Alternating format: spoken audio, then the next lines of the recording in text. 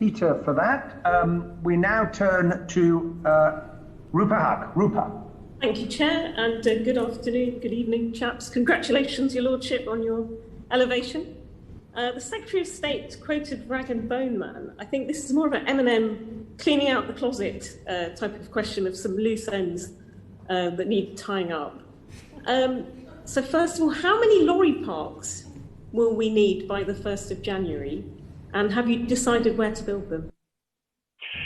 Well, I think it's important to recognise that there are different types of border facilities. So when we're thinking about lorry parks, we're thinking particularly about the prospect of disruption at the border between GB and EU in Kent. It is the case that we have a chance to use the facility at Manston as part of our preparations to ensure that we can continue to have a good flow of traffic. Many of the other infrastructure sites which have been designated by some as lorry parks are not that. They are, for example, transit sites, or they serve other purposes. So just the Kent one as an actual lorry park, you're saying? Well, again, I think it's important to draw a distinction between sites that exist in order to help manage traffic flow in the event that there is traffic disruption, and then sites which have another function. For example, they act as offices of departure, or they provide other specific customs or related functions. So there's different categories of them. Yes. How many have you started building? How many are complete now? Well, we have a number of sites that are already complete. North Weald, Epsley and others which have been prepared in the past. Ashford Sevington, the former Mojo site, is one where work is well advanced.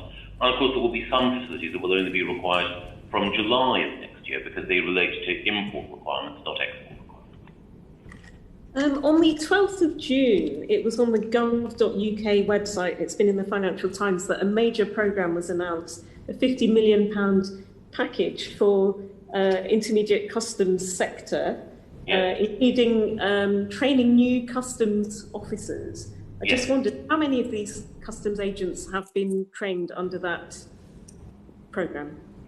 Well, the money's been made available to private sector actors, and they've drawn down a significant amount of that £50 million, but not yet all.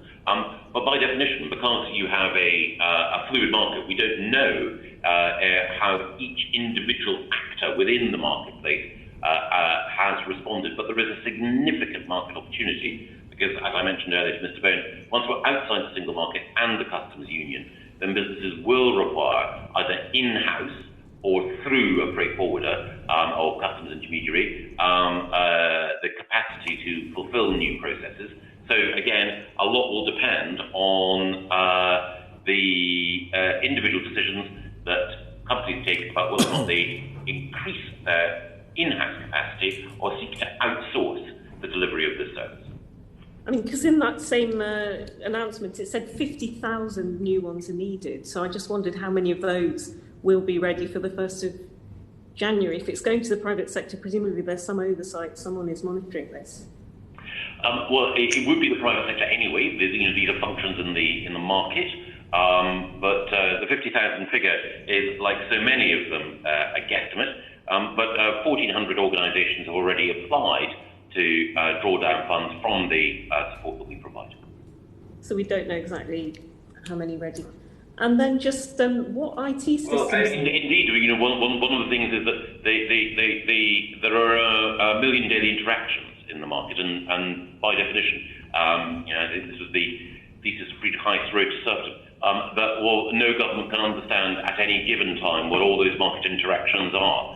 If we did attempt to second-guess every single action by every market player, then we'd be going down, I think, an unhappy route. I was just imagining it might be like the fast route stream where there's an intake and they're making their way through and they'll be ready, but okay, it's not that. Like the what, sorry? Like the fast stream, the traditional civil service thing for... They're not civil service, that's the point. Okay. And then just the IT systems that need to be put in place. Chair was mentioning this at the start. How confident are you that those will be ready by the 1st of January? And which IT systems are they? Well, there are a range of IT systems. Some of them are already in place. So we touched on Smart Freight, or the system which enables you to check whether or not your HGV is ready for the border. And we also touched on GVMS. But there are a number of other systems, from chief, the HMRC system, to IPAS, which is the replacement for tracers, and so on. And you're confident they'll all be ready by the 1st of January?